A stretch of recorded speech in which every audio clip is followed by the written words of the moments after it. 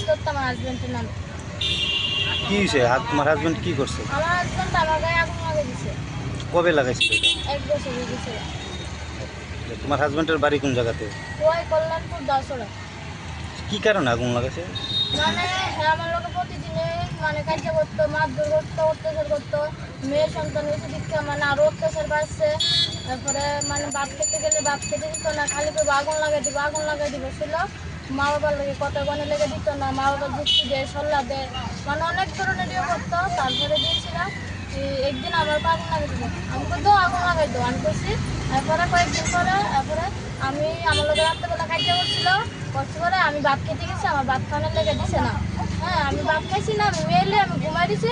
পরের দিন সকালবেলা আমি ভাবছি কাজে যাইব, আমি ঘরের কাজটা সেরা মায়া ঘুমা বিছনাথ আমি রান্না বসাইছি। বসার পরে এত ঘুমের টিপটা মদ খেয়েছে বলতে জানি, আর সেটা আমার লোকের ঝগড়া করে আমার ছেলে দিচ্ছে আগুন লাগাই দিচ্ছে, আমি রান্নাছি রান্না করে। তো মানে কবে লাগাইছিল? 1 বছর আগে। তো এতদিন তুমি কেস করছো না কি লিগা? কেস করছি না মানে আমি থানা গিয়েছিলাম অনেকবার, আমার মা বাবা গিয়েছিল, মানে আমার যখন বয়স হয়েছে না ওই লিগে কেসটাও করতেছে না। তো আমি অনেক মানে সরকারের কাছে মানে কইতাছি আমার নামে যাতে এটাও। না মানে তোমার কি হুমকি টুমকি দিয়েছিল এমন কিছু? হ্যাঁ আমার হুমকি দিয়ে হয়েছে।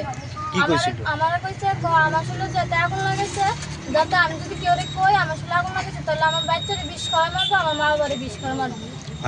আচ্ছা, এই কারণেই তুমি কেস করছো না? হ্যাঁ আমি এই কারণে করছি।